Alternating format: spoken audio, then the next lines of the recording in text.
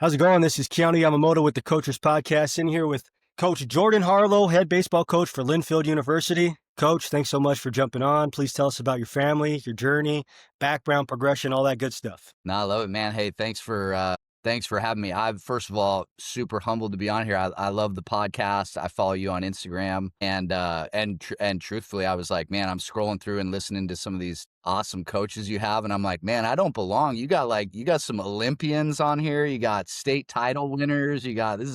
It's awesome. This is what it's all about, right? Like we talked before, just coaches sharing, and I'm a sucker for this stuff where I love listening to podcasts, reading.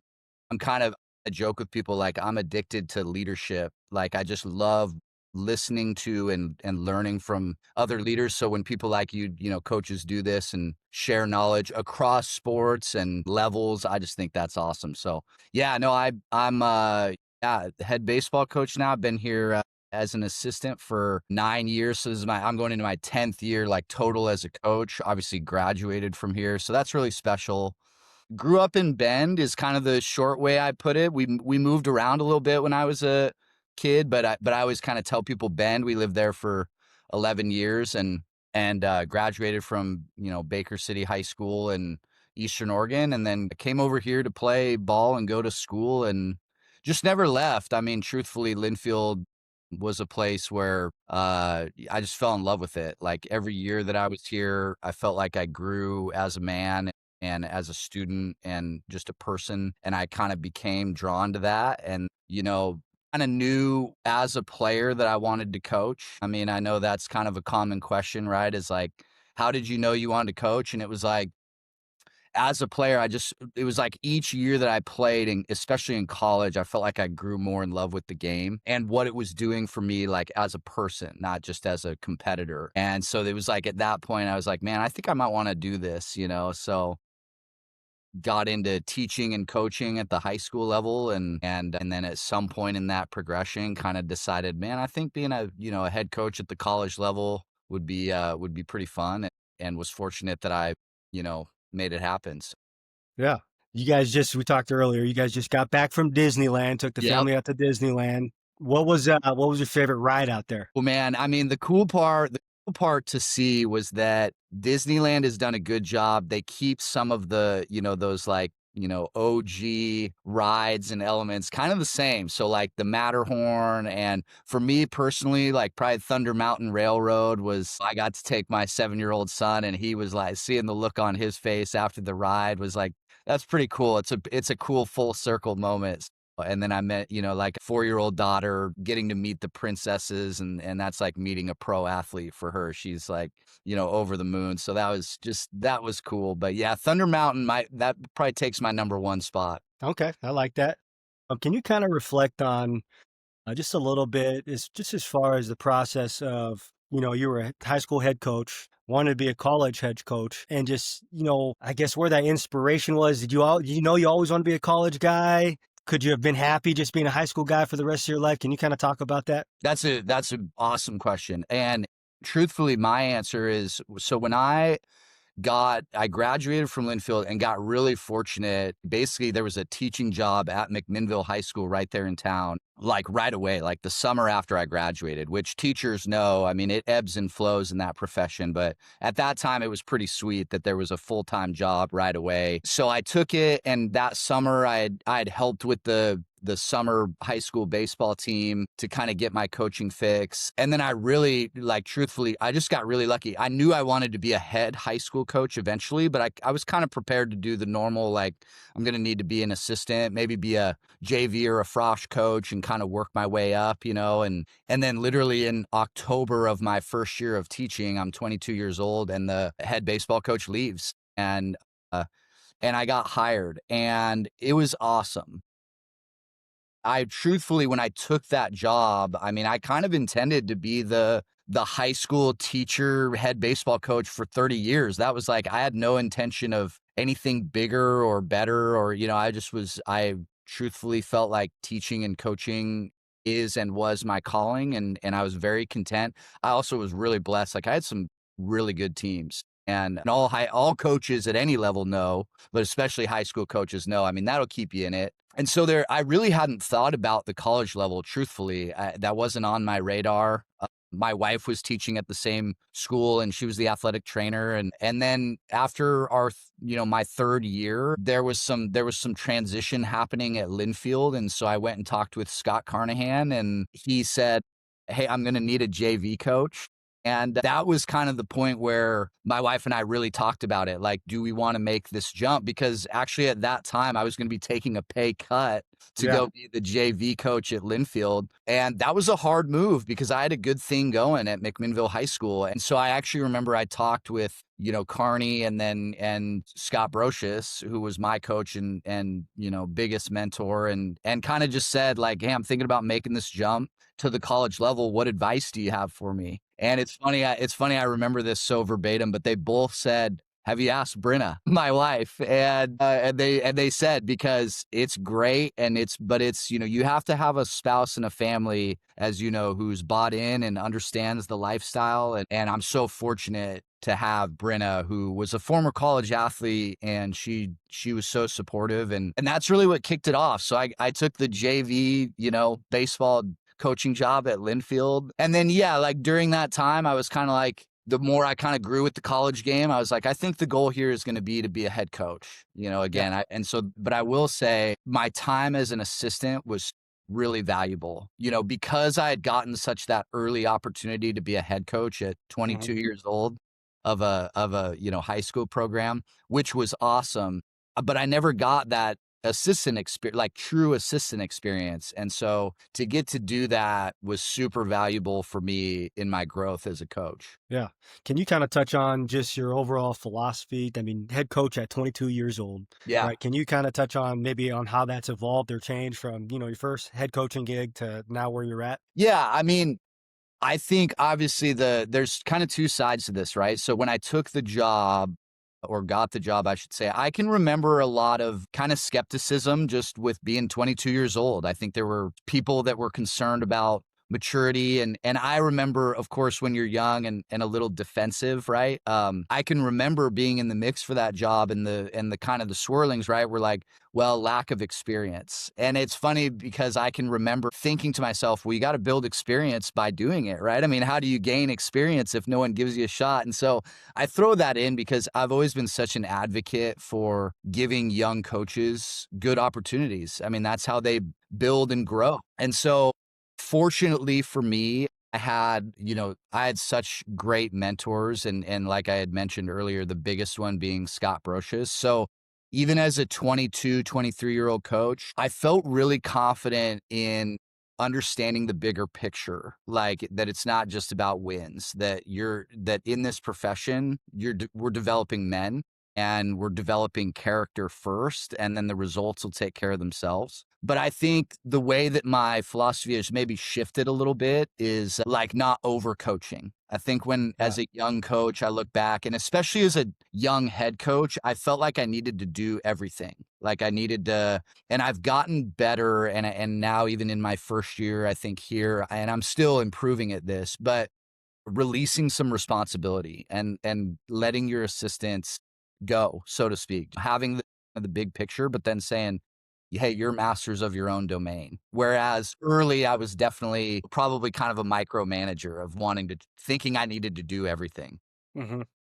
What do you think that stems from as far as wanting to have your say on all, because I know I would be the exact same way. Like, Yeah. what do you think that stems from wanting to have your, I guess, your input on every little on, I guess, technique, coaching decisions, all that stuff? I think truthfully it's a positive thing. I mean, I really do. And then I think as a coach you just learn to balance it with empowering your assistants, right? I think it's important, right? As the head coach, like there's a reason we have a head coach, right? There needs to be a vision and, like you said, a process for, hey, this is how we do things, and kind of that framework that then you can help your assistants understand this is the philosophy we're going to operate in. Now you do your thing, but within this framework, right? And for me, I think that stemmed from watching how Coach Bro did it, because Coach Bro was certainly a guy where like things were needed to happen a certain way. And I think when you look at all the greats, there's a common theme there. Like a lot of coaches across different sports that I've read and listened to, and that's a pretty common thing. Like there's not a lot of just, hey, roll the balls out and do it. You know what I mean? There, Yeah. and so I think that's what it stems from is like you have to have an element as a head coach of you kind of have your thumb on everything. You have a feel for what's going on. And like I said, then I think just over time, that's what I learned from other coaches. Dan Spencer, as an example, the coach that was here right before me, was huge for me in that way. Like he was such a great, he empowered me so much as an assistant. And that's really for me, like I learned from him that when you do that, I learned how it made me feel as an assistant. And so I thought, when I get my shot someday as a head coach, I'm going to make sure I try to do a good job of that. No, that makes sense, Coach. I appreciate you sharing that. What do you say? What would you say is probably the greatest challenge right now in coaching? I think such a big question, right? It Depending is. That on is. but I think maybe a lot of coaches would agree and I'll kind of speak specifically at the college level, but I also think there's a trickle down effect, right? So we were talking earlier about the challenges right now with the NIL era and that sort of thing. And so on one hand, while I understand and see that athletes deserve to be compensated for the things that they're doing, especially at those higher levels. I think my biggest reservation personally is we're the adults, by the way, that like the guys are our athletes. I think they're gonna adapt to the environment that we create as adults, right? So my worry is that we're creating a little bit of an environment where the mentality is like, what can you do for me? What's in it for me? What do I get out of this? And as coaches, I think we get a little worried when we sense selfishness or the whole idea of competing on a team is to be a part of something bigger than yourself, right? So that's my biggest concern, I would say, is that I think we're still trying to help our athletes understand that idea that the whole point of competing in college is to learn that part that you're a part of something bigger than yourself. And Mhm. because we still have like it's not the kids. We have great kids. They're driven and they're awesome. It's our job as the coaches and the adults to set up those parameters. So I would love to see moving forward that we learn how to adapt that environment to make sure that we're still doing that, right? That was like the old, like Lou Holtz was the king of that. And I know I'm not quoting it right, but he had that quote where we want guys who come in and say, what can I do for Notre Dame? What can I bring as an athlete and to help this university? And I just would love to see us get back to that idea that kids understand like, hey, you're going to grow so much in so many areas, not just as an athlete, but it's not all just about like, hey, what's in it for me? No doubt. No doubt. We kind of talked about this a little beforehand, just kind of the whole recruiting process, NIL process. But if I'm an incoming freshman, or if I'm a high school senior, Yep. right, and I have you're recruiting me. What does that process look like? What are the values that you're trying to communicate to me and my family? And you kind of touched on it right there, but what does that look like? Yeah, you're exactly right. I mean, the first answer, and this is kind of what I've learned, is that as that recruiting landscape in the college level is like constantly shifting and evolving, what I've kind of gathered is what's really important is to just be you, just be yourself. So, like you said, I'm gonna be Coach Harlow, and I'm not gonna. I try to stay away from like the sales. I don't like the salesman type pitch. Like there's a little bit of what you see is what you get. I know that sometimes that'll cost you a guy or two, but the big thing here that we talk about at Linfield is is specifically within baseball is we call them our three pillars, and they're on the back of our practice t-shirts so that the guys are literally seeing them every day. And it's tradition, toughness, and team first. So, I came up with those as a way to, number one, keep things simple, but understand that the guys know that everything that we do within our program is within those three pillars. That we're the tradition piece, right? Is we're always going to respect and play the game with respect to the people who have built this before us. With that idea that it's always something bigger than just us. The toughness piece, right? I mean, that applies in a number of ways. not talking just physical toughness, but our goal is when we get on the field, even if we're not the most talented team, we want to be the toughest team, mentally toughest, toughest to beat. Like we talk about that a lot. Like, what do we want it to look like at the end of 9 innings? I mean, when we get off the field, regardless of the result, that's our goal is we want the other team to feel like, holy smokes, we had to grind to get through those guys. So, and then the last part is team first. And that maybe is the most important one that we talk about, that everything that we do, are we operating? And I say we because I tell the guys that the coaches are held accountable to that too. Every decision that we make has to be with the team first in mind. It can't be, I'm going to put this guy in the lineup just because I like him a little better, or he's into the things that I'm into. That's not what it's about. It's about who helps us win on this particular day. And so we're all held accountable to the last one, that we're going to be team first all the time. And that sometimes that means you don't give what you want, or we have to have hard conversations, but that's okay because it's about the team. I like that, Coach. Had to reach out to a family friend because I only played little league baseball probably up until 7th grade, so I didn't want to come here completely blinded and sound stupid asking questions. But what if I were to go out and watch a practice or watch a game, Linfield baseball play? What is that brand of baseball? What are you trying to convey to the audience or the fans or anyone from the outside looking in? Yeah, that's a great question. And I think in all sports, you want a brand, like you said. You want someone to, when they hear Linfield, for example, and then within that Linfield baseball, or like you said, they come watch a game, what are they going to see? And I think for us, like you just said, that's the big one is and I'll highlight, mainly like the toughness piece, but the other one is respecting the game. So like we talk with our guys a lot about, and you see this in baseball specifically, right? There's that line where, we want our guys to play free and we want them to be them. And I tell them all the time, when you hit a double or a homer or you punch a guy out in a big situation, we love energy. Like but there's also the importance of respecting the game. Like the game's been around a lot longer than we have, and it's going to be around a lot longer. So it's never just about us.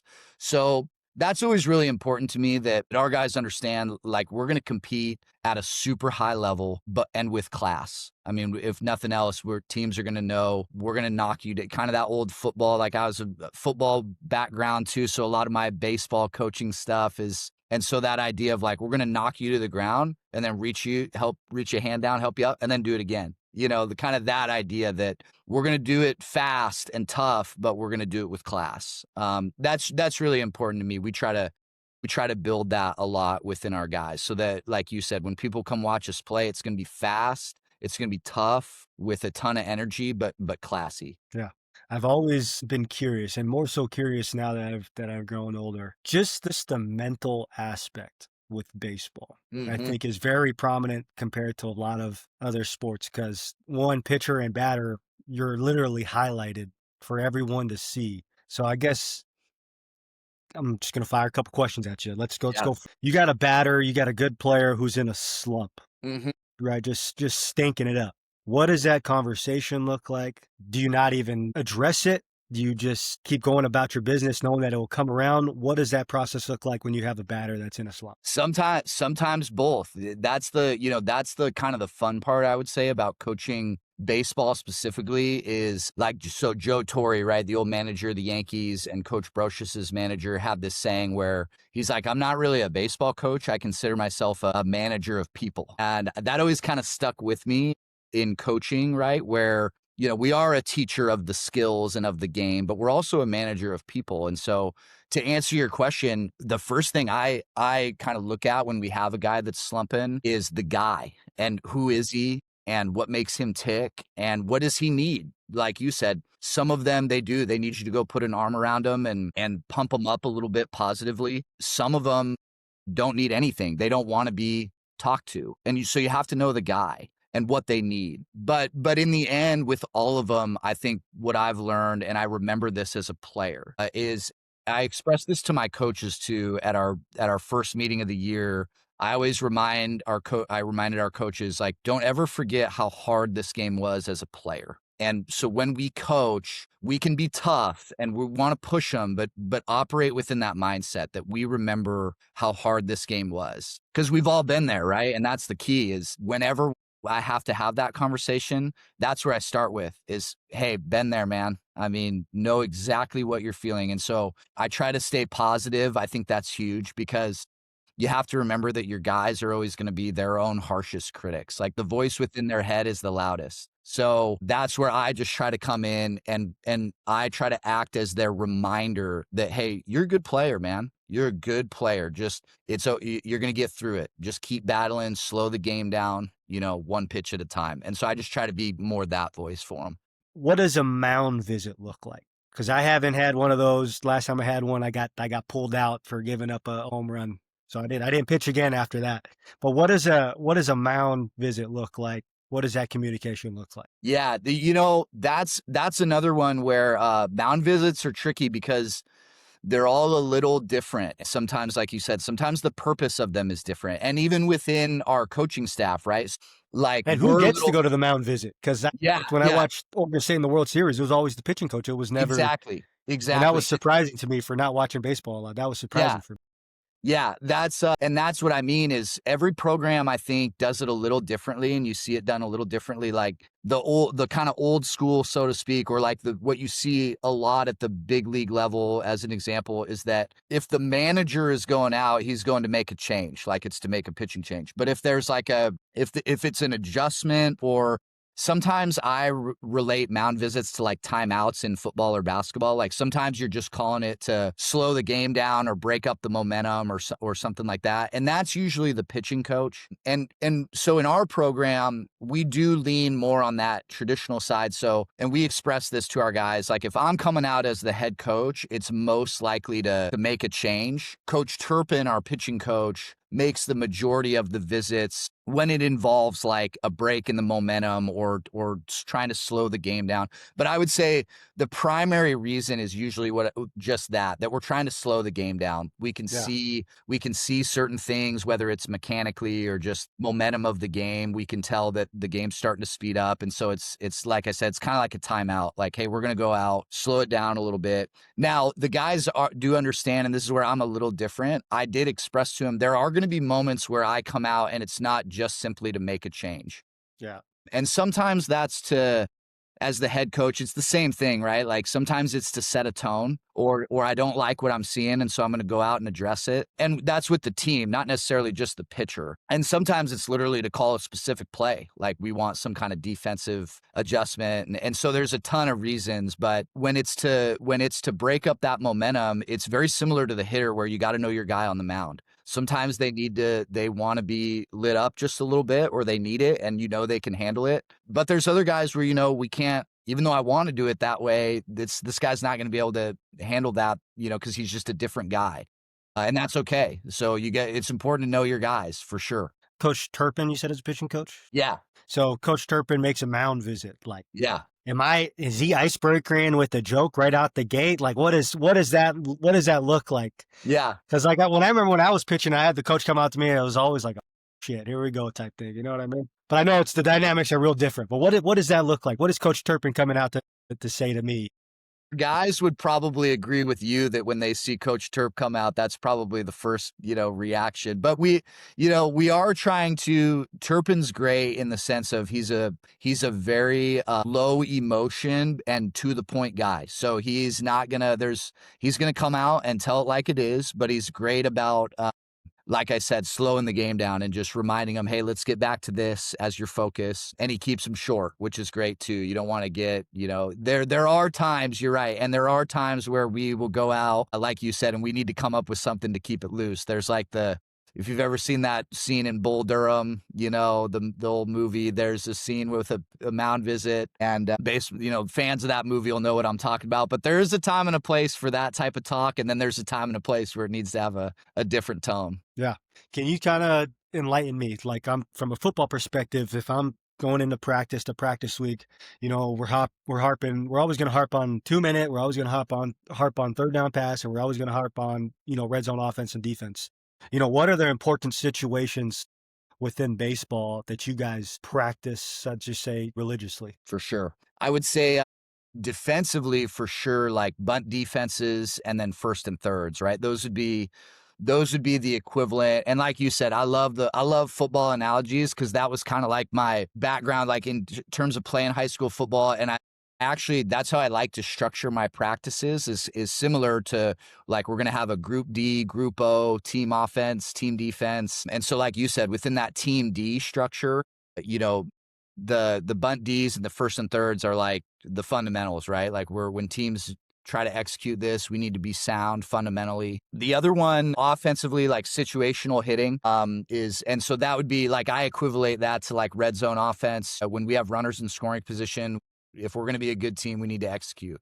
So we need to rep that out. The other one I love to, and I use this with the guys all the time, is base running. And I always tell them base running is like the special teams of baseball. It can get overlooked and like the casual fan may not recognize it, but the true like fan of the sport will understand that it can win and lose you games. And so we base run every day and we pick out something specific that we're working out on situationally. And sometimes it's maybe something we saw the weekend before that we need to improve, but reps are huge because it's the same in baseball. Like good base running or poor base running can win or lose you a game when the margins are small. So Can you those, can you can you provide some examples on that? Because when you mentioned the fan, like that's me. Like I yeah, wouldn't be able to yeah. dissect good or bad base running unless I saw somebody get picked off. You know what I mean? Yeah. Yeah, exactly. No, and the obvious ones stick out, but there's like how big your lead is, for a given situation. Like baseball is so similar, they talk about football, being a game of inches and, third and short and all that stuff. And baseball is so similar. Like how often are you out or safe by a step? And could that 90 feet have been the difference in the game? So like that, like literally when our guys get back here in another week, even though they've been running the bases since they were 5 years old, we're going to go out to first base and we're going to go, here's how you take your primary lead, meaning how far you're off the base. And we're going to spend 15 minutes just talking about that. Like how far are you off the bag in all of these different situations with the idea that, like you just said, now let's say we're game 39 and it's to go to the conference championship. You're at first and a guy hits a double down the right field line. Your lead might be the difference in whether or not we go to the conference championship. If you had a 12-foot lead or did you have a 10-foot lead? It's all, so that's what we remind the guys is it's to you, it might seem like very minuscule, boring stuff. But when the game's on the line and your heartbeat's racing a little faster, you're going to fall back on your fundamentals. And the goal is that you don't want to think about it, right? You just have done it hundreds and hundreds of times. So you're just going to do it without even thinking. Yeah. No, I like how you do that, man. I mean, it just kind of draws me back to when I was at Boise State as a graduate assistant. Every spring or every winter, and then winter transition to spring, and then summer, the players did two reps of what they call football school. So it was always 2 to 3 meetings, run defense, pass defense, kind of overall scheme of football, overall broad knowledge of football. And within football school, like football 101 was like, how do we identify personnels? Who is the eligible man in this pitcher? And like stuff that seems kind of monotonous and mundane. Yep. But it just gets repeated and repped. So these guys can't mess it up. But I like how you do that. I like how you do that. That's good. Sorry to go off on a tangent there. No, I love it. That's what it's all about. Yeah.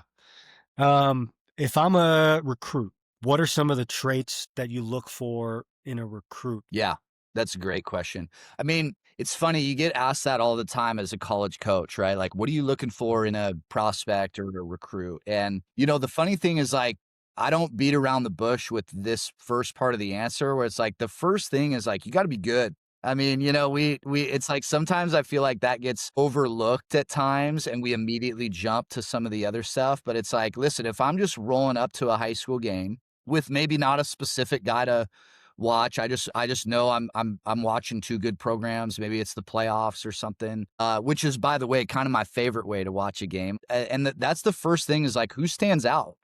Yeah. And so I know that makes it sound results oriented, which is not always true, I think, in recruiting. There is an element of like physicality. I want to see that you've been in the weight room and that you can, or maybe that you can run a little bit or and as you know, it's never one thing in recruiting, right? You're always looking at it with a full lens.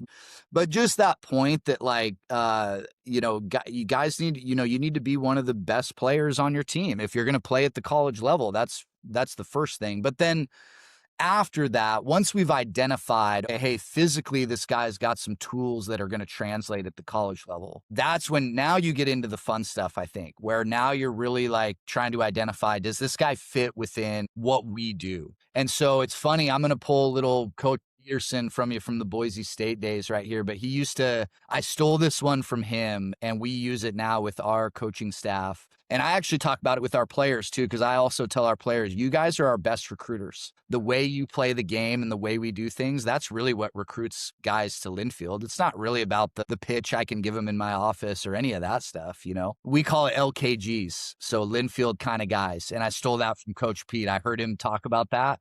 And I just loved that because I thought that was an easy way of kind of saying what we said, right? Like if I go to a game, there's going to be 5 other college coaches there and we're all going to be able to know within a couple innings, like, okay, these are the guys that have the physical tools that might translate as a college player. And so now we get into the fun part, which is how do I identify an LKG and what is an LKG? So like at our coaches staff meeting at the beginning of the year, we identify that. We literally define it. Like these are the things. And for us, we're big on character. So how they play the game. Do they hustle to and from their positions? How do they handle adversity? If he's a pitcher and he just gave up a homer or, had a tough inning, watch him while he comes off the field. Now we start looking at like, we know he can physically do it and he has some physical tools. Now let's look at the mental and kind of that toughness part of it. We're big on just blue collar guys. Like this sounds silly, but like guys that are picking up stuff at the end of the game in the dugout. This is one I picked up from a coach and it sounds silly, but like, how do they talk to their moms after the game? Just how do they treat people? I think that is genius, by the way. Yeah. I mean, how do they treat umpires? And that one's fun. Like we want competitive guys. It's okay if they're fiery. I like that. I like guys who have a little edge to them, but there's that line, right? Of are you still respecting the game? And so that's when I think that's the next step we take is, okay, once we've identified the talent piece, now let's look at, is he an LKG? And I've kind of, for better or for worse, I've adopted like if they miss more of those check boxes than they make, even if they have some of the physical tools, we're going to pass. We're going to move on to the next guy. No, that's a good answer, Coach. I appreciate you for sharing that. Untraditional things that you guys keep track of from a stats standpoint, analytics standpoint, like just to draw some parallels. Yeah. Boise State, it was how many times can we hit the quarterback? We didn't need to sack the quarterback, but we want 10 hits because we know those 10 hits are going to affect him some way. Love that. Affect his process, affect how he sees the game. Is he going to be skittish in the pocket? So if we could hit the quarterback 10 times, we felt good about winning. And when I asked Casey the question was how many passes deflected, not necessarily still, but how many times you get passes deflected. So is there an untraditional stat or something that for sure I wouldn't know that you guys keep track of or look at to track? That's a great question. And it's a funny one in baseball, right? Data and analytics has become such a huge part of the game. And I think like the funny part about that is, when 15 years ago, I think coaches could find a certain data point or something that they felt like made them unique or gave them an edge. And it's like, now the data is available to everyone, so like quality ABs, for example, used to be like the thing where like at bats. See, I got it. I got a little baseball knowledge, exactly. Little at bats.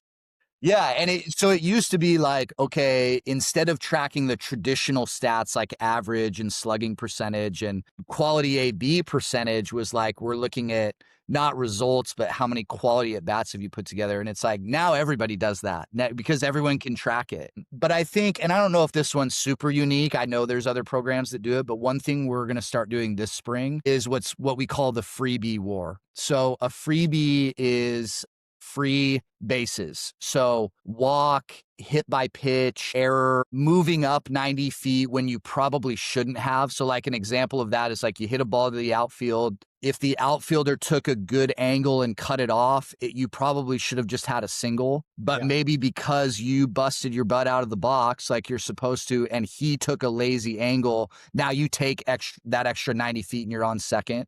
It could be stuff like that. So we literally have a chart, and it's just called the freebie war, and it's a comparison of how do we do versus our opponent. How many freebies do we either get or give up? And what we're trying to get our guys to understand is that more often than not, if you lose that freebie war, you're probably losing the game, unless you just kind of get lucky or things go your way. That's one we're going to start using where, like you said, rather than having our guys focus on results, let's focus on these little things within the game that we can try to, do better than the other team. I like that. Do you think there's ever going to be a shift, maybe like at a contrarian approach where people are just going to say, hey, screw the analytics. I mean, I'm just going to go out there. I don't know, go back to whatever old school style baseball was and defined as. Do you think there's going to be a movement back to that, or you just think the game is just going to stay on this trajectory of we're going to play the numbers? Yeah, I've always believed that pendulums tend to swing, right? So I do think, and I would make the argument we are starting to see just a little bit of it. The World Series this year was a great example. Such for baseball fans that followed it, like such an awesome series, the Dodgers and the Blue Jays. The Dodgers, of course, are kind of they're the highest payroll on paper. They are the better team. And the Blue Jays were kind of this, obviously a very good team still, but a little more like, I don't know what the word would be, but I think a lot of commentators and people were kind of leaning on, they just were such a tight, like they played for each other. And so even though they may not have had the guys like 1 through 9 that had the pedigrees or the resumes that the Dodgers had, all of a sudden you look up and it's game 7 and it's coming down to the wire when a lot of people thought this series is going to be over in a sweep and all that. And so you can find that in all sports, but I do think baseball specifically is so unique in that way because it's such a funny game where the team that's always the most physical or this or that is not necessarily the team that wins. It's the team that gets hot and is on a roll. And so I do think that even though the data and some of that stuff has been great and exposes us to the cool parts of the game, and there's always going to be that need for just competing, the stuff that you can't measure. I think that's true in all sports, but especially baseball. Like, you need those guys and those teams that you can't measure it. They just have it, whatever that word is. And that's the part you love about competing. I'm glad you brought that up because from the outside looking in, but I guess when you're making these decisions, right, you're trying to mitigate risk and you're trying to develop certainty on, I guess, who you're bringing to the program from a talent acquisition standpoint. I think across every sport, you're trying to do that. But it kills me when people say, okay, they go out and they pay these people and they have the highest paid roster. But to your point, they still have to go out and freaking perform. That's right. Like people can have terrible days, people can go out there and underperform. People can go out there and they're not playing their A ball, they're playing their B ball. And these guys who are less talented, quote unquote, are playing their A ball and they can easily beat it. So like, that's right. It kind of gets me when it's like, yeah, they have the highest paid roster, but they still got to go and freaking produce. That's right. Yep. It doesn't matter. Like, I mean, but to your point, I think that was the first World Series I've watched in years. Yeah. In years. Probably because my last name over here. That's probably why I got intrigued over there. And then Yamamoto comes out and just dishes late in the game, man. Stud. Dishes. Stud. It was fun to watch. Yeah. Yeah. What's one thing you wish more people understood about the sport of baseball? Ooh, that's a great question. I think, honestly, in the era right now, this is such a great example that I hear. Like, you see all these rule changes in the game to try to speed it up, and the idea is to gain more interest. Because we live in an era now today where everything's immediate, everything is fast. And so I think like what I've always loved, and for some people it's hard about the game, and I understand that. It's a slow game in its sense. It's not, and I love all sports. Like I love football, love basketball for different reasons. Like I love the fast pace and the physicality, but baseball, what I love about it is that other part that, like you said, it's more of a chess game, and the physicality is still a piece of it, and the speed and the power, but it's a different speed and power. And what I love about, and what I wish people understood more, that I think would gain more people's interest, is the game within the game. The stuff that you aren't just watching, like in that 12 to 15 seconds between pitches, how many things are going on, the signs that are coming in from the catcher, the middle infielders communicating and trying to call a pick. The guy on second is trying to get a lead and he's trying to take third, and there's a little cat and mouse game going on. The left fielder shifts a few steps because he saw the hitter open up his stance. There's all these like little things happening within 15 seconds that most people probably don't recognize. And that's what I love about baseball. Like, especially as a coach, I've always joked with people, at the end of a game as a coach, I'm mentally exhausted. Not necessarily physically, but mentally I'm exhausted from just all the little things we've been trying to keep track of. And that's what I love about it, man. That's the part of the game that you got to love. And then it all leads to this one culminating moment of that pitch. And that's what's so, the drama of it, I guess, is what I love about it. It can all come down to this one play. That's a great answer, Coach. Philosophy on defensive shifts. When do they work best? Do you use them?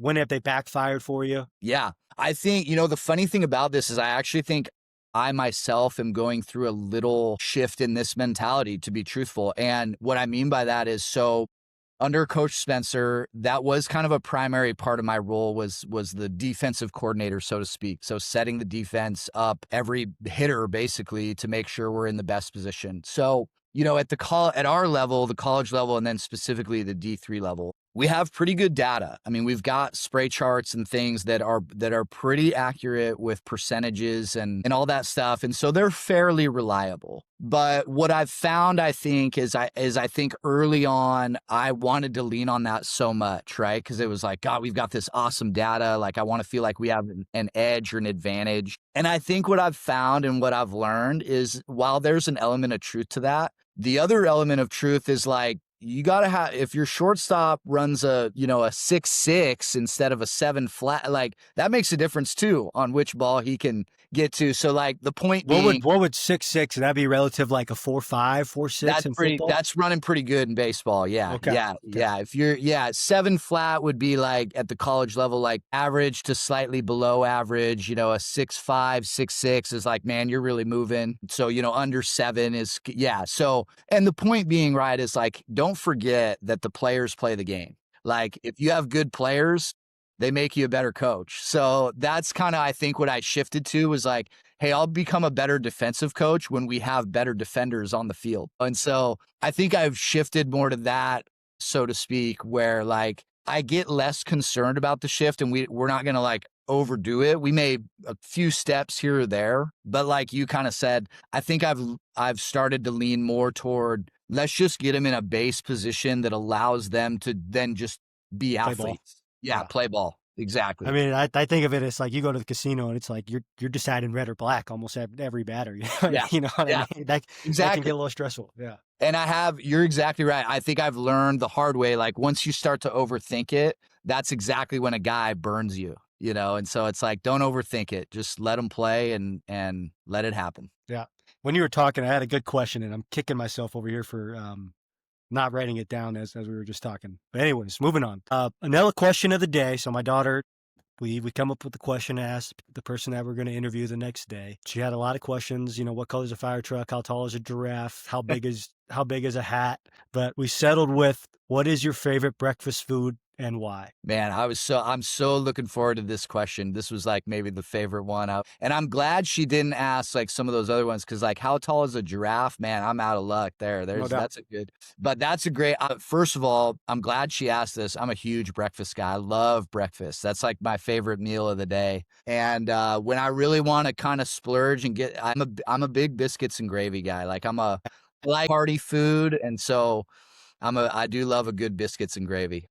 Is Wildwood Cafe, is that Yeah. still Oh, yeah. popular?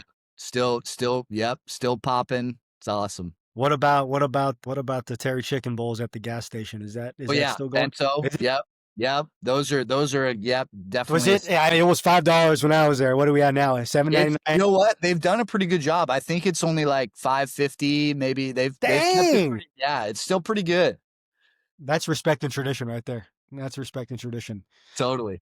What does what does the word team mean to you, Coach? You know, the cool thing about this was to answer this is Coach Hoskins, one of my assistant coaches in the fall, came out and wanted to define the word family to the team. So it was literally like the Oxford Dictionary word or definition of the term family. And what I found cool about when he shared it was the definition was basically, something along the lines of a group of people who will place, your needs above their own. And it might have even had like unconditionally or, something like that.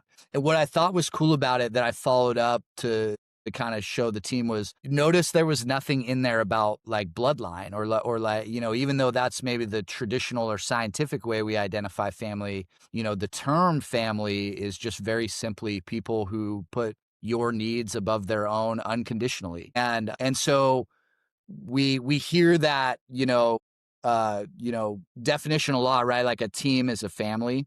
And I just think that's true. I mean, even though it's simple or maybe a little cliche, it's the very truth. Our guys like to break, every practice on the term family. And I think that's great because what they're reminding themselves is that third pillar we talk about, that team first idea, that even though it's one of the hardest things we can sometimes be asked to do, I have to put your needs above my own, for the sake of the team. You get really good teams, that's truthfully what it comes down to. Certainly we all know you need talent and the work ethic to get to the kind of pinnacle, but I think to me the deal breaker is always going to be that like which team can truly play for each other the best. Yeah, that's a good answer, Coach. How do you guys go about team meetings? Because when I think of it, football, especially at the Division 1 level, I'm sure it's the same at baseball. Like there's so much time and structure. Like football is a priority. Like your class schedule is based around football. You're not going to have any morning classes. Every day in the season, it's what time do we meet? 8 o'clock team meeting, right? The head coach addresses something. Okay, then we get into the special teams meeting. What does that look like for you guys at baseball? Are you guys sitting down and are you going through a presentation, getting whatever that the subject matter is for that day, or like what does that look like? Yeah. Yeah. For me, the answer is yes. And I told you, I kind of like my coaching style is I kind of almost have a little bit of that football background in it. And so like, as a result, you're exactly right. I treat it very similar to football. I do like meetings. I'm a meeting guy. I know for some people they don't love that or that's not their thing. But the reason that I am is two things. One, I always consider myself like a teacher by trade or by heart. Like I think coaches are teachers and vice versa. So, that comes from my teaching background where it's like we're going to have a very like organized plan of how we're going to teach this skill or schematic or whatever it is. The other part of it though is this is something Coach Brocious shared with me as a young coach, and it's always stuck with me. And he said, you can only hold guys accountable to things that they've been taught. You can't hold a guy accountable to something that he hasn't been taught or an expectation that hasn't been set. Then that's not fair to the guy. And so that's a big driver for me of why we're going to meet. So you're exactly right. We treat it very similarly to football where, okay, before we run through our bunt defenses at practice, we're probably going to go to the classroom and sit down for 30 minutes and we're literally going to chalk talk it. Like we're going to have it up on the whiteboard. We're showing every guy where he's supposed to be and where he's supposed to go. And the idea, and I share this with the guys, is the reason we're doing this is so now at practice, you're going to be held accountable because you've been taught this is the expectation. There's no excuse now for not running the rep correctly. And it also provides good feedback for us as coaches. Like then if a guy doesn't do something right or doesn't know where to go, we can reflect and go, shoot, you know what? We didn't cover that, or we need to do a better job teaching that, So we are big on that. We do meet a lot. Now I try to keep them short. I try to make sure we know the attention span is not long. And so we try to just hit like quick things. The other reason is practices are going to be fast paced. We don't want to waste a ton of time at practice, instructing. I mean, we will, Yeah. but we want to cover that before practice so that now we can get to practice and just rep it out and do it correctly. Yeah. Can you kind of give me a rundown on big picture, off-season structure, and then what it looks like in-season structure? Yeah. The big thing I think in baseball is two things in the offseason, because we kind of have two off seasons, so to speak. And one is the summer, where you finish your season and now you have the summer before you come back for fall ball at the college level. And then you have obviously the winter, and the winter is maybe the true off season, because the one part of that answer is in the summer, our guys play. And I think that's a big thing in baseball is we want our guys playing in the summer and playing a lot if they can. I think baseball it's a learn by play sport. I mean, there's a reason the big leaguers play 162 games.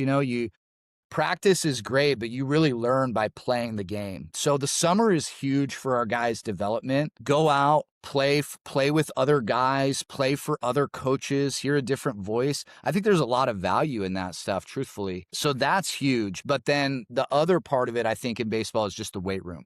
That's huge. The season itself, as we know in any sport, but for college baseball, certainly it's true. It's a long season. It's 40 games. It's 3 games a weekend, double headers, 18 innings on Saturday. So we're going to be performing some maintenance lifting, but there's a sense physically where the hay's in the barn, right?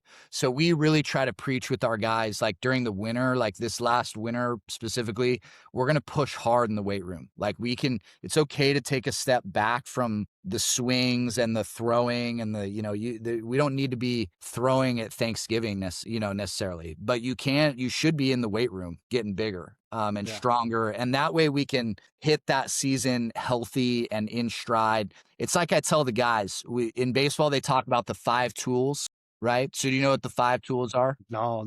I dodge, duck, dip, dive, and dodge. That's the only 5 You're I got. close. You're close. Yeah. So the 5 tools are, hit for power, hit for average, defend, throw, and run. So those are like in baseball, that's the long. So when you hear like that guy's a 5-tool player, they're talking about like Ken Griffey Jr., like a guy who truly has all 5 tools at the highest level that you can do them. And so when we reference that with our guys, I will talk a lot about the 6th tool. And they'll always kind of like give me this look. And I go, you guys know what the 6th tool is, right? And they, of course, don't know. And I go, the 6th tool is availability, because none of the other 5 tools matter unless you're available. So you can be gifted in all those areas, but if you're not available, whether it's hurt or grades, then it really doesn't help anybody, right? So the weight room, we really allude to that a lot. Like, make sure your body is ready to go so that you're available, so that we can, when your number gets called, you're ready to go. Yeah. That's so true. Yeah. I'm just thinking about going back to our NIL conversation we had earlier about players that are compensated and then didn't Yeah. barely played Yeah. because of availability. Yeah. Yeah. A lot of truth to that. Talk to me a little bit about, and I notice it with my golf swing, and then I was a special teams analyst in 24. Like the special teams guys, they're a different breed in a good way. But like, if they go work out, they need to go and kick a ball, right? Because they know something's going to change mechanically. And if I go work out and then I go swing a golf club, something's off, whether it's from muscle development, muscle fatigue, whatever. So how do you balance that with pitchers and with with the hitters? Like, is there a need for them to want to go out and hit right after they lift to adjust how their body's feeling? Like, how do you go about that? Because I feel like if I lift hard for 4 days, right, and I only go batting practice at the end of the week, like my swing's going to feel different because my body composition is different. Sure. So how do you go about balancing? That's a really good question, because you're right. Baseball is funny in that way, right? Where it's like it's such a, And if you feel off, I know for me, if I yeah, feel off, it messes with me a little bit. that's exactly right. And now you're exactly right. Now it's translating to my mental. Exactly. I can tell, I can feel something's off.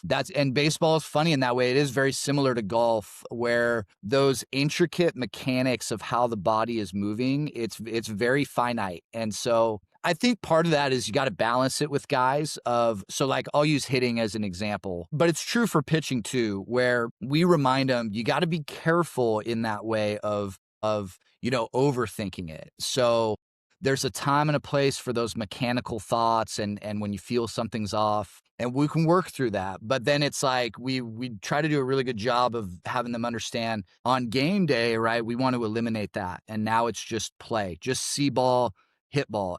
And to me, sometimes golf is similar, right? Like you're at the range, you feel something's off and you're trying to work through it or try something different. But you got to get back to now, once you're on the course, it's like, I need to simplify, because we've all been there where it's like, I'm overthinking and now I can't hit anything straight.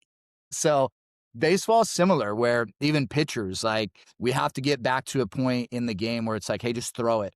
Just throw it. Don't think, just see the glove and throw it.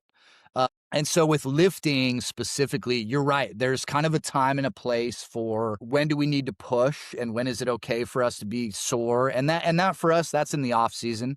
That's, like I said, we just remind guys, that's your job in the off season, is to really get physical. And like you said, if you're sore and therefore you're not going to hit that day in November, that's okay. In the season, like you said, now we do shift lifting wise to a much more, hey, what do you need from a player perspective? And we kind of shift into that mentality of, because they're all going to be different, right? Like the guy who's playing shortstop every inning of every game, his needs are different than the relief pitcher who comes in and throws one inning a weekend, So we try to do a good job of that and having guys understand, like, maintenance lifting is good, but you're exactly right. Like in the end, you got to be comfortable. We want you, when you step into the box or onto the mound, we want you mentally and physically feeling comfortable. Boise State Leadership Council, Oregon State voted captains. What does your leadership process look like? How do you go about establishing sense of shared leadership within the team and empowering your players? Yeah.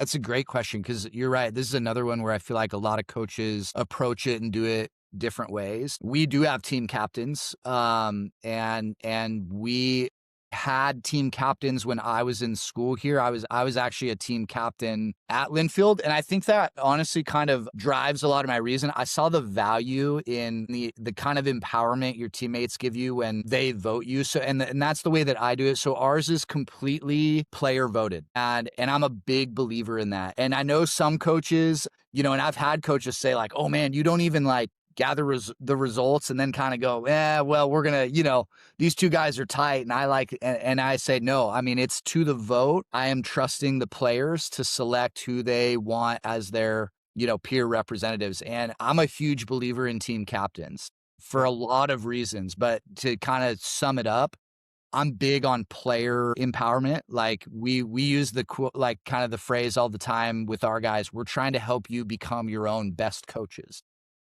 Yeah. That's You good. understand your body the best. You understand your swing the best. We're here as guides and as kind of an external set of eyes. But in the end, you're going to be the guy that is in charge of making the adjustment or continuing your success. So I'm big on that. And I think team captains is just an extension of that. So, our team captains this year are two, first of all, great choices. But I think that's important that the guys choose it. They know the locker room the best. And I also think there's a ton of value in, I kind of express this to the guys. I understand sometimes there's maybe things you want to bring up or team culture, either issues or just concepts. And guys aren't always comfortable coming to the head coach because they know he's writing the lineup card. And I understand that. I get that. And that's okay. So team captains, what that does is it allows the guys to have a voice without feeling like, they don't want to come in because they don't want to be viewed differently. Yeah. And I think that's really important because, as we know, communication in our profession is everything. So for the guys to have and that's what I tell them is, if you need it, they know my door is always open. You guys can all come in and talk to me about whatever you want. But I said, if there's something that you don't necessarily want to bring to me personally, but you think should be addressed, bring it to your captains, and the captains can come in and we can talk and make sure we hash out whatever we need to. So I think that part is just kind of an extension of that communication piece that's so important. Yeah, no, that's a good answer, Coach. One of the things that I really enjoyed, I spoke with the head basketball coach at Whitman sometime late last year, and his captain process didn't have one. Yeah, He just said the first game, 2 guys or 3 guys would show up at center court. And he said about 90 to 95% of the time, those were the right guys. Those were the leaders on the team. If there was maybe let's say there was 2 guys for sure that were the alphas and a 3rd guy tried to join, and for whatever reason, that 3rd guy didn't meet the standards, like, they would get a certain look from the 2 that's good. self-proclaimed captains, and I was like, "Dude, that's smart because everyone kinda knows, who the guys are." Yeah, And you don't have to be the best player, you know what I mean? It's not that's always right. gonna be your best player.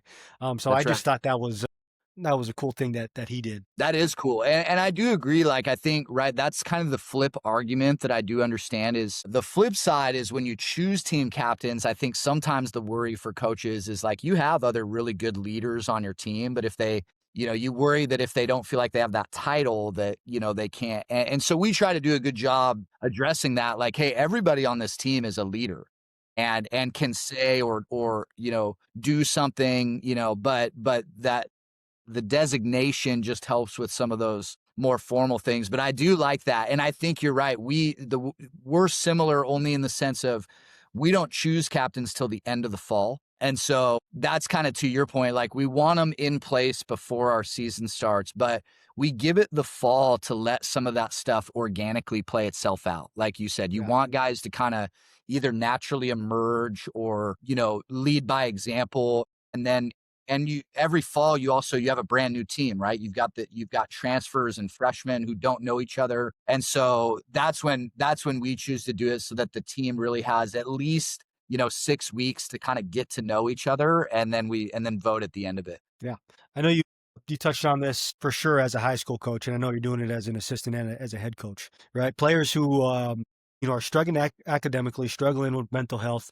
What are some of the frameworks or guardrails that you guys have in place to, help guys get back on track? That's a huge part, I think, of what we do. And I would argue, I think it's even bigger right now. I think, mental health is that right. We're very familiar with the importance of it. And I think as coaches, it's imperative that we understand and continue to remember that we ask a lot of our guys and our athletes, right? They go to class, they have families, some of them are in relationships and so we try to do a really good job of reminding our guys that we know that, and we honestly, what we try to do is, and I think this is a huge part of our job, is a couple things. One is we try to help them become good at compartmentalizing. So understanding that like, okay, whatever setting I'm in is the time to be present, and I think that like I have to work on that every day, and getting them to understand that that's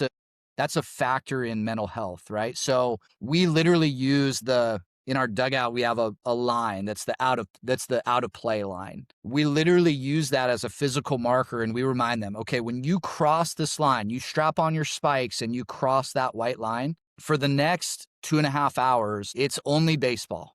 We don't think about class or the test that we didn't do great on or my relationship.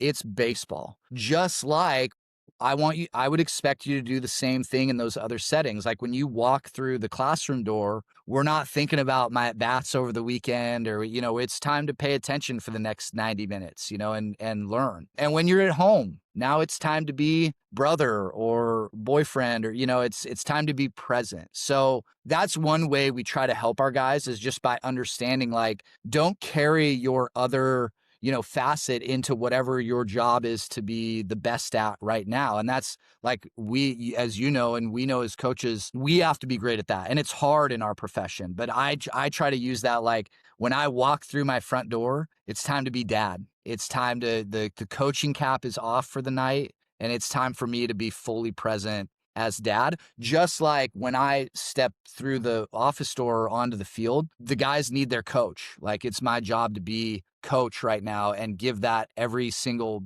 ounce of energy. And so that's one way that we do it. The other thing, and this is the last thing I'll say about it, but it's been huge for me, is it's ironic because we do this as a living, like our sport is our life. But one quote I use with the guys is don't ever forget that baseball is what we do, but it's not who we are. And that's kind of an extension of that, right? Of just understanding this sport is hugely important and it should be. You've poured hours of your life into it and it's important. So it's not that it's not. And I don't want it to get interpreted that way.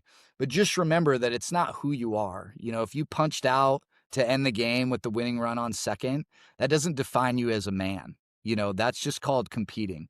And so we try to just help them remember that, like, hey, we know this is important and it's important to all of us, but it doesn't define you as a person, you know, and Yeah. kind of being able to do that, I think hopefully helps them, you know? No, that's a good point, coach. That's cool that you brought up, that identity piece. Yeah. Because I think that's something that's, preached a lot in, different programs. We talked about it at Boise to an Hmm. extent, to the point of, can't remember if it was a head coach or who it was, but they brought up a physical football, put it on the ground. Hey, stand on this. Okay, that's a crappy foundation if you're trying to build your life upon the ball. You know what I'm saying? That's So good. I like there's a lot of that goes around. And when you were talking, just kind of made me think too. It was just like, especially in this day and age, where now we're putting a monetary value on a kid because of what this sport provided. Now, when that thing is taken away, and when they got to hang the cleats up, yeah. like, okay, I made not a living, but I made money off of this thing. Okay, now I'm done with college. I didn't make it to the pros. That thing stripped away. Yep. Like that was my form of income, quote unquote income, even though they got scholarships, education paid for. And so I think it's almost going to multiply that effect of identity crisis for some of Yeah. these kids when it's done. Yeah, I agree. I agree. That is a worry of mine. Like you said, we want to keep that big picture. I mean, we even tell our guys at the D3 level the same thing, even though we're not dealing with the monetary piece but that idea that, I tell this to recruits when they sit down. Nobody's rooting harder for you to play 10 years in the big leagues than I am, because Yeah. then we've got a great hitting facility we want to name after you right down the right field, but truthfully, I mean, and I tell them, I say, let's say you do play 10 years in the bigs. So what? Now you retire when you're 40 years old. You got the rest of your life ahead of you, man. You got other things that, so having them understand, like you said, it can be a huge part of our life, but it can't be the only part of our life. Yeah. Talk to me a little bit about, you mentioned data, how much data you guys get on opposing teams.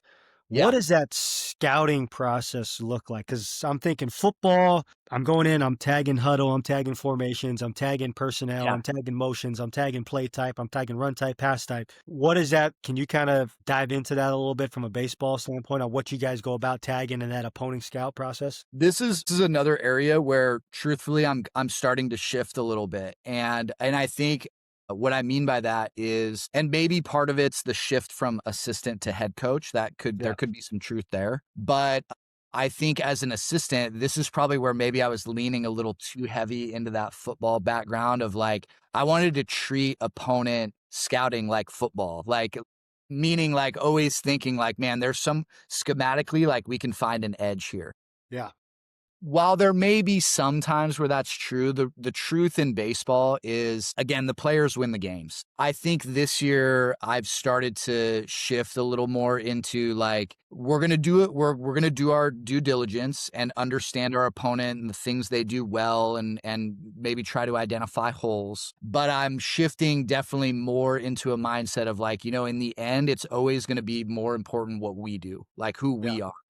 And it's that idea, right, of like, hey, it's the Nick Saban thing, right, of like, we're really not playing an opponent. We're competing to become the best version of ourselves. And so I think that's what I try to operate in is like, we'll do a little bit. We're going to try to know who we're facing and what they do well. But in the end, it's way more important what we do and how we attack the game. That's going to be the true difference maker because then we can apply that against any opponent, whoever No they doubt. are.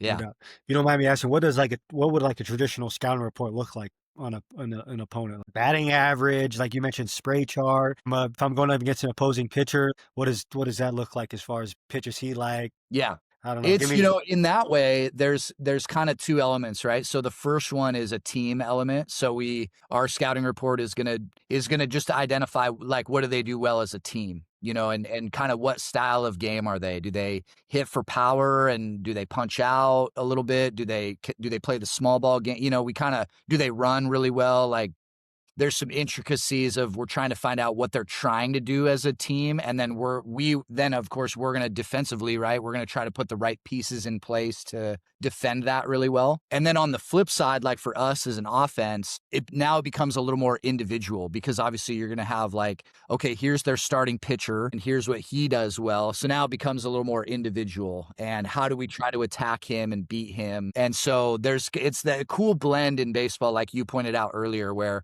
even though it's a team game and it'll always be a team game in the end, there's that individual element of batter versus pitcher that you love about it. And so that's kind of our scouting report will kind of reflect that. And in that way, there are some similarities to like football where you're identifying, hey, there's number 3. We need to know where he's at all times and not let him Yeah. beat us. Baseball is similar. Like with this guy in the lineup, we're not going to let him beat us. We're going to let somebody else beat us, So there's some similarities. Yeah. If you could coach any player, past or present, who would it be and why? That's a good one. I think that honestly, there's the saying, right? Like the player you have, the better coach you are. So, like for me, there's a lot, but I think the first one that would jump into my mind would be Derek Jeter. And the reason is I grew up loving watching Derek Jeter. And so I think about it now from a coaching lens. The things that he brought from an intangible standpoint is like, as a coach, you love those guys. Like not only is he talented, but he's just the consummate team guy. Like he's going to do whatever it takes to help his team win. And so like as a coach, that would be a dream, right? You got this guy that's basically like another coach on the field. And he's going to make you look like a pretty good coach when you get to write his name into the lineup every day. So No doubt. probably Derek Jeter. Okay, I like that one. Is there any other acronyms, quotes that you want to share for the good of the community? I know you mentioned you like diving into the leadership coaching stuff. Yeah. Book recommendations.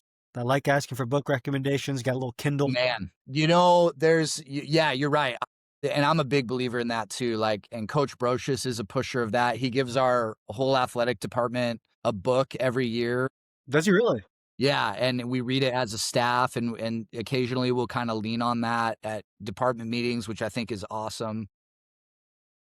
What book did you guys do this past year?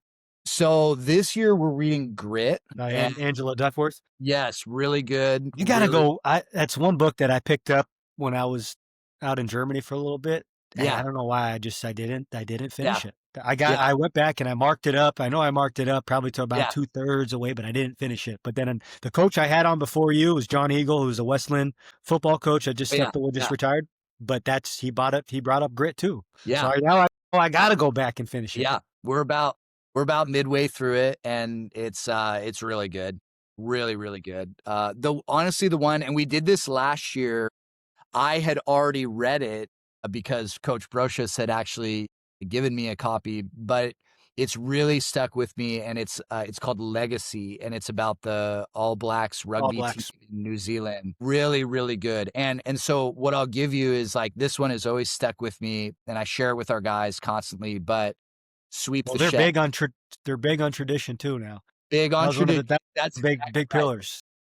Exactly. And I think that you're right. And that's, playing for Brocious, and he was a Yankee, very similar, a lot of parallels there with the tradition and the high expectation. But that, I think it's the first chapter or it's one of the early ones, but that Sweep the Shed, where they just, they give that scene of like, they just played in front of whatever, 50,000 or people or whatever. And here's this guy in the locker room, literally sweeping the shed. No, that's a good. We use that one with our guys a lot, with that player empowerment part. We talk a lot in our program about like the seniors do the work, the upperclassmen they lead by example. So your job is not to point to the trash can and tell the freshmen, hey, take that out. Your job is to take it out. because you're demonstrating for him, this is the way we do things here at Linfield, here in our program, You you know, it know? was one of the more unique things that I've ever been a part of, but never took into consideration at all. And I don't know where it started. I don't know if it was a Coach Rutschman thing, a Coach Losey thing, a Coach Smith thing, but on the Fridays before the game, and I can't remember if it was before practice or after practice, the whole team would walk the field and pick up trash off the field. And Yeah. I was like, why are we doing this? But now you take a step back Yeah. and it just, I mean, there's just so many little things that I guess when you go through it at first, you're just like, what's the significance of it? But when you take a step back at it and you talk about, caring for a place and respecting a place, like how do we put that into actionable steps? Okay, let's have 110, 120 players walk the field, pick up every little piece of trash. Yep. Like Yep. I thought that was smart. Last question before I let you go. Sorry, running a little long. You talked about tradition, toughness, team first. What are we doing outside of the facility as a team? And I know being a part of Linfield, I know football guys had their fun, baseball guys had their fun. We like to have fun together. Yep. But what are you guys doing from a structure standpoint to help instill those values? Yeah. Yeah, I think that's another good one. I think that's the whole point of why we do this, right? Is you don't necessarily realize it when you're 20 years old. When you're 20 years old, you think it's just about winning the next game on Saturday. And while there's an element of truth to that, you just hit it on the head that the whole reason that we do this in this profession is that when these guys are 30 and 40 and 50 years old, they're going to look back and go, man, that's really why we were doing that. That's the true reason why coach asked us to do it this way. And that's really what those pillars are about, is that we remind the guys, those are pillars that really we want you to carry into your lives. That the team first, that can be family first. That will be the most important role that you carry, whether it's dad or brother or husband or whatever it is, that's always going to be the most important. The tradition, that's that idea again, like it's never just about you. There's always something bigger than yourself that you're playing a part of. And that idea of kind of the humility piece, that's huge, and then toughness. I mean, that's, as we all know, like you don't know what life is going to throw at you, and developing that toughness piece, just that's what's so great about college athletes is I think they're inherently at an advantage when it comes to that because they understand what it's like to deal with adversity and things that don't go their way. So that's huge for our guys. We preach that a lot, that when we see you out in the community and we trust that you're going to be doing things that represent our program, in a positive way. Awesome. Any final advice on coaching, teaching, leadership, life? No, I'm not I'd like to think I'm still too young to be giving out advice yet. I consider myself a learner. I love, I'm just, like I said, I'm humbled you had me on and appreciate chatting with you. Like I said, I love doing this stuff. I love, learning from other coaches and sharing a nugget or two that I've, learned from other people. And that's the nugget right there, right? Is just continue to learn. Yeah. There's always something to learn, whether you're hearing it again or you're just hearing the same idea in a different way. That's the beauty of coaching, is we're always trying to improve and get better.